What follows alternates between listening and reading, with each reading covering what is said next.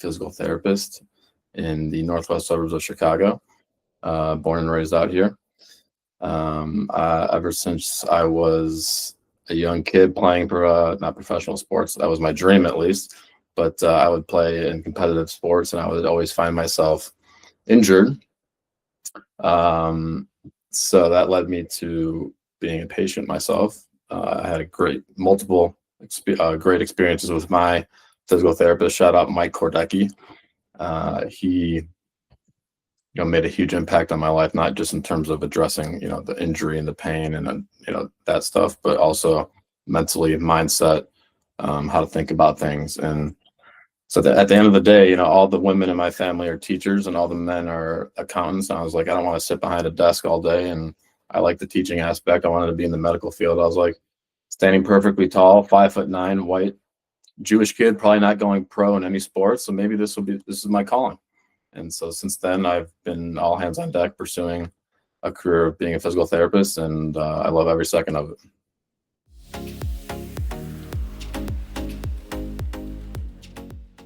It's tough to say one, but I would say people like attention, and people prefer someone who they believe is like authentically listening, spending time to try to understand what they're saying, what they're feeling, what they're going through. A lot of times people in conversations in life or in the medical situation with a patient and a clinician, they're not necessarily listening for the sake of understanding. They're listening and thinking how they're going to respond. I do the former, not the latter, and that makes a huge difference in establishing that rapport and trust with people. And then compounding that with, I think, the COVID era, excuse me, people's trust and people's like boundaries really went up, and who they let in and who they validated leaving the house for or making exceptions for. It was, privy to less people. And so I kind of learned then that like people really want individualized care brought to them. They want, thorough, A to Z, head to toe, not rushing through it, not handing people off to other people. They're paying you, not for other necessarily less qualified or other people on the menu. If they want other people on the menu, they would have chosen that. And so when they pick you, they put, you have to understand the gravity that comes with someone's trust and choosing you to help them. And that's something that I've always been very good at, and I take pride in doing that.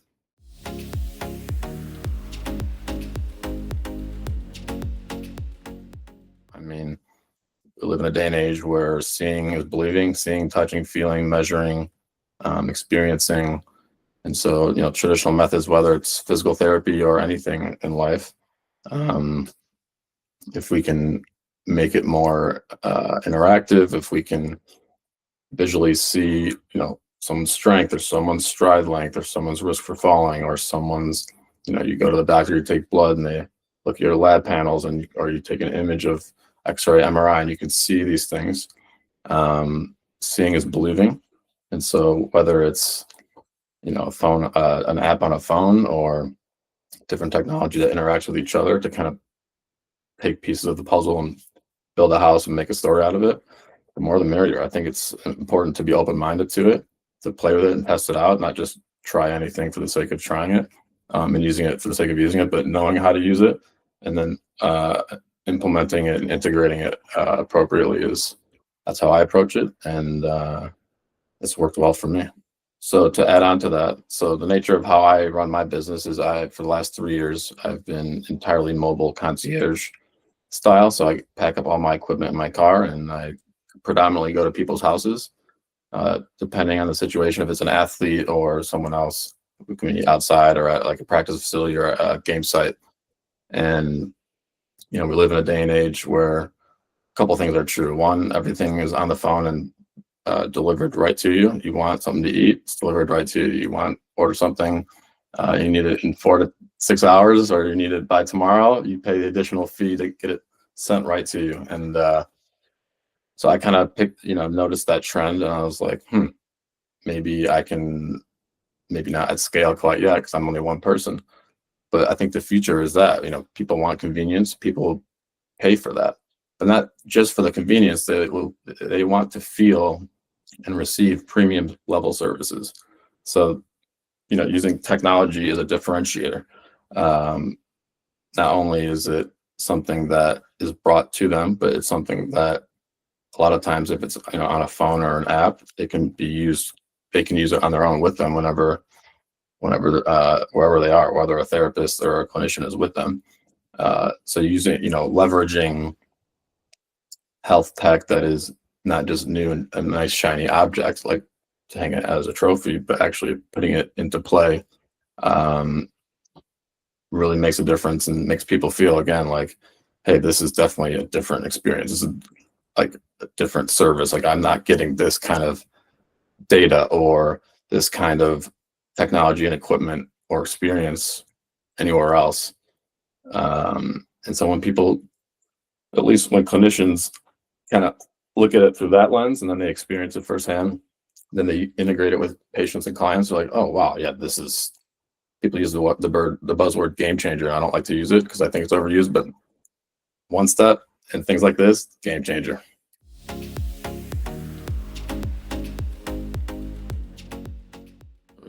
Everyone's afraid that AI is going to take over everything. We're all going to be robots. We're not going to have thoughts of our own, things like that. I think specifically for physical therapy, I don't think it'll ever completely. I don't think it has the capacity to completely take over, because what's so important, not just in physical therapy or in medicine, but in the world, is that human touch, that human connection, empathy, and connecting with someone.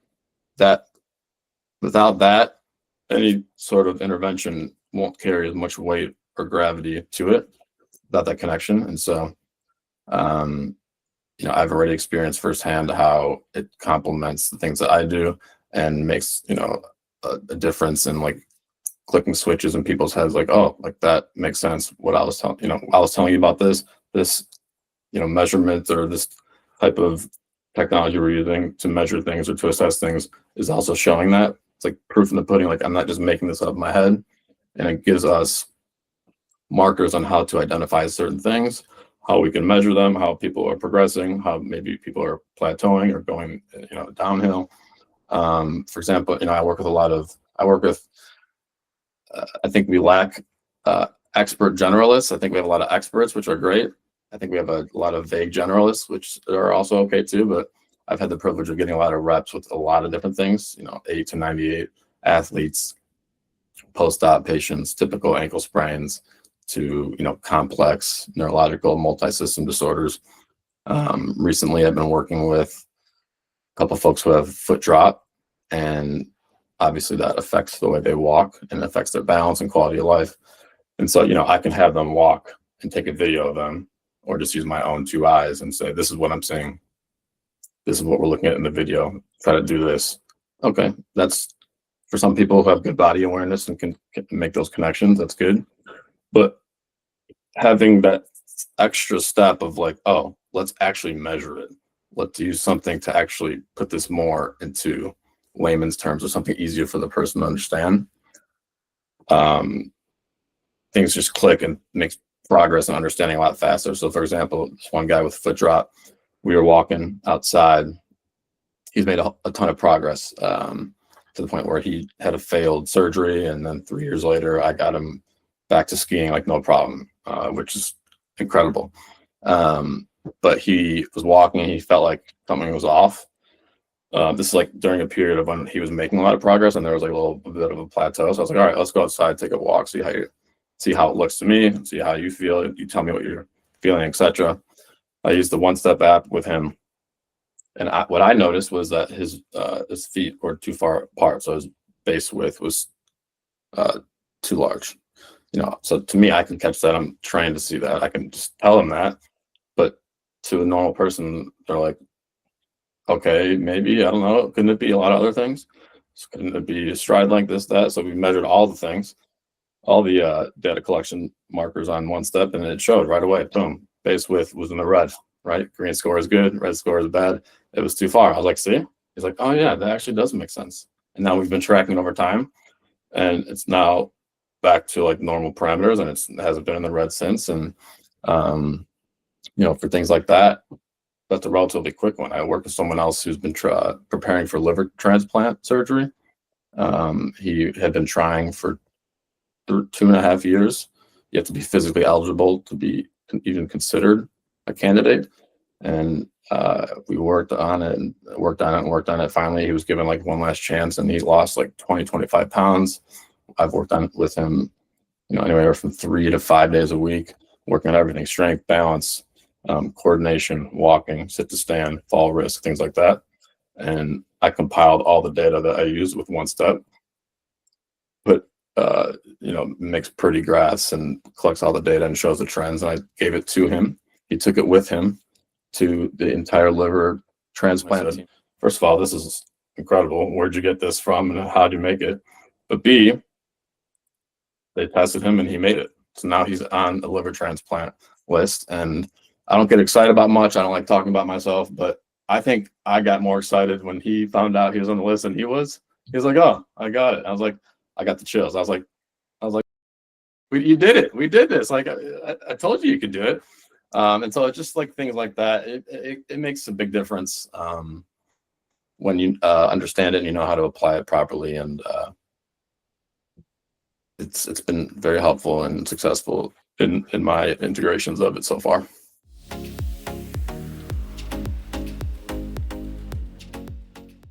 My mindset's probably a little bit more rare in terms of being so open-minded and interested and curious and learning more and trying to find the best stuff to make a difference. Even when I was a younger clinician and got certified in dry needling, that course was 3-day weekends. It was extra time and money and energy and things outside of the clinic, outside of just treating patients. So I don't like sleazy car salesman, and I don't like to come off as I don't try to sell anything or anyone.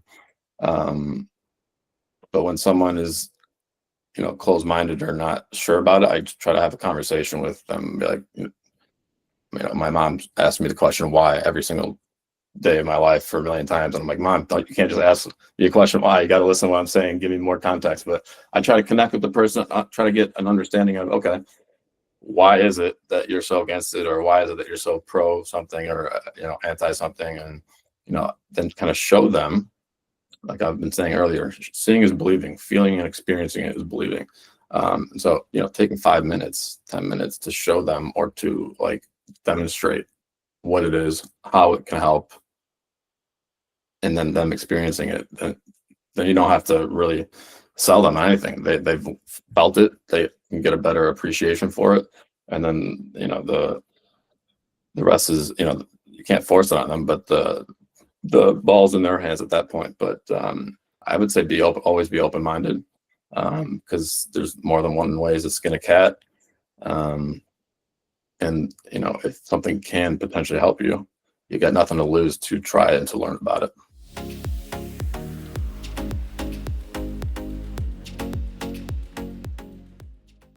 What do I hope doesn't get lost? It's like the human element, the connection, the empathy, the level of care, and the quality of care.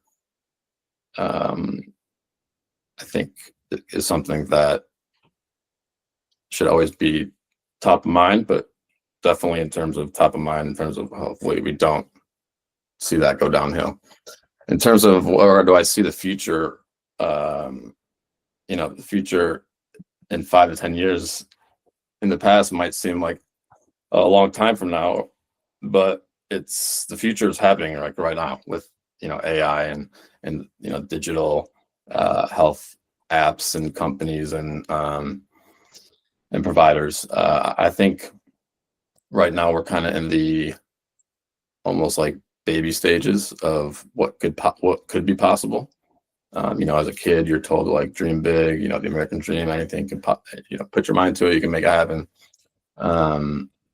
I think right now we're in early phases and stages of, like I was saying, what is possible, what kind of data can we collect? Not only can we collect it, how do we make it easy to access, easy to use, easy to comprehend?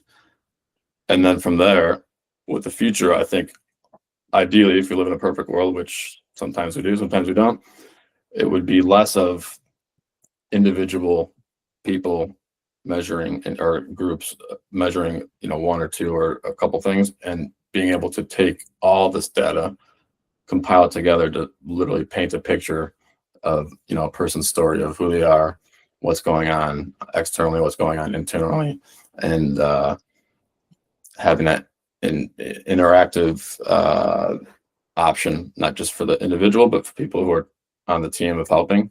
It takes a village to raise a child, and it takes a team to make things possible and winning. So I hope that it continues to go in the direction of, from the phase of what is possible to refining it and integrating it into like a machine that just makes things so easy.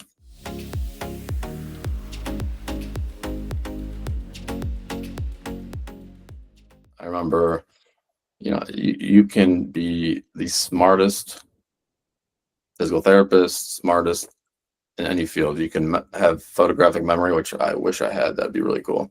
You can understand every test measure.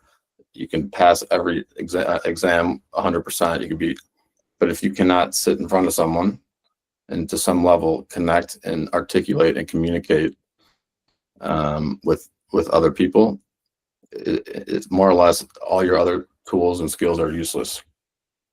So that's something that I've just always kind of inherently been good at. I think I attribute that to my late grandmother. She was a Holocaust survivor, and that's obviously a very rare and traumatic period. It's a rare experience, and it's very traumatic, and it's unfortunate that people have to experience trauma like that. And so, from a young age, I was always very close to her. What could I do to make her feel comfortable, be there for her? Whether that's saying things or, being comfortable in the quiet and just kind of being present. And I just kind of hope that people can remember, like, yeah, you can have all these tools, but like people ask, like, oh, how was that new patient the other day? I heard it was a sprained ankle or a basketball injury. I was like, yeah, it went well. And then when you tag team a treatment with another therapist, and you have a little powwow on like what you did, what you're seeing, what you think you should do next time.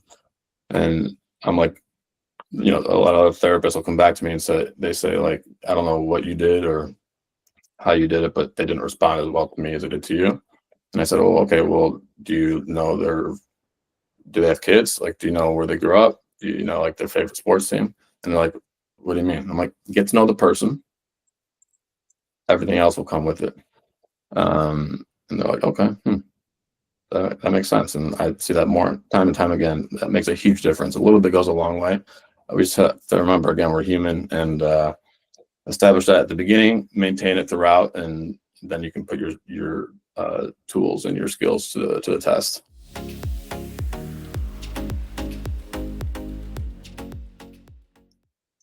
Without no doubt, or the one step app.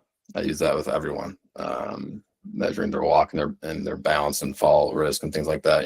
As our parents get older, the roles reverse, right? So you grow up, your parents take care of you, and then you get to a certain age and it starts switching. And so, I get a little concerned about my own folks and, my aunts, uncles, and people like that. And so something as easy as that, I could start tracking and monitoring them early on. Otherwise, if it wasn't a specific app or a company or things like that, it would just be a phone with a camera.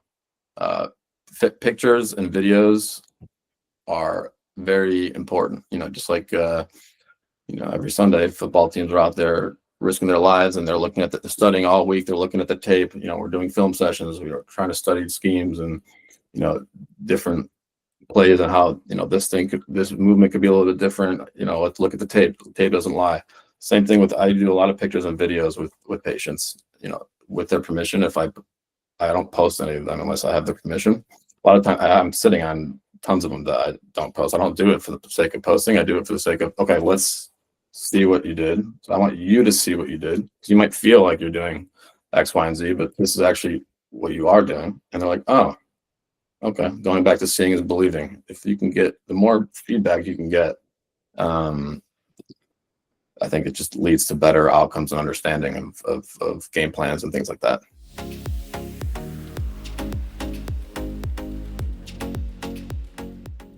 The Undercurrent podcast by Garrett Salpeter. He's the owner of NewFit. He created the Newbie. It's a direct current electrical stimulation device. He's and oftentimes in life you meet really, really intelligent people. They're so smart, but they really can't articulate or engage socially with people at a normal level. Garrett's like what I call batteries included. He just gets it, forward thinker. How can I make things happen? He connects with a lot of different people in the health space and in general across the country, and he speaks with them and brings their stories to life. And he's a good man. He's a good dude, and it's a good listen.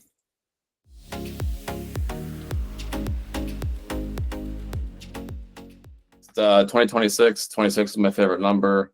I have a good feeling about 2026. I want to continue to expand on the quality of care that I'm able to provide as an individual practitioner, and then potentially look at expanding or teaming up with other like-minded folks to build a team of mine, or to join another team, and to not just join a team of humans, but also use tech and data and things like that, whether it be One Step, whether it be like Vald and things like that. Put that together to make a team of technology so that the team of practitioners can really put all this together and provide people with elite care. Yeah, I just think moving forward, it's always how can we improve? And so people who are looking to think outside the box and not necessarily cookie cutter style, and use their brains to be creative and critical thinking, and not just making physical therapy a obligation or like a archaic treatment style. It's an experience, and so continuing to cultivate that experience, and encouraging and engaging with other people to make it a more comprehensive one, that addresses more than just physical, but also mental, psychological, all the senses, to help people get to where they want to get to and ultimately feel good. That's the mission. How we get from A to B to C to D, TBD, but that's the goal.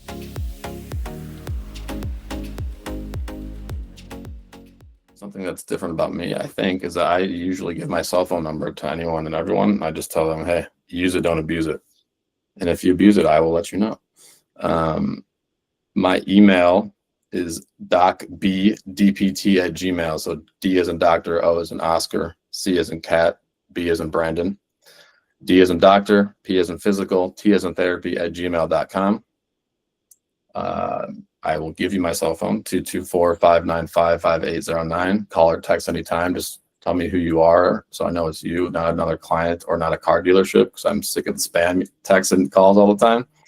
I tell people all the time I love connecting and helping. If it's not something that's in my wheelhouse or something that I know for sure I can help on my own, I love problem solving and pointing people in the right direction, and happy to help and learn and team up with people in general. So I'm also on Facebook and LinkedIn and Instagram, but I can, maybe we'll put a little text box here of what it is. But yeah, I don't bite. Reach out however is comfortable for you, and I look forward to helping and contributing.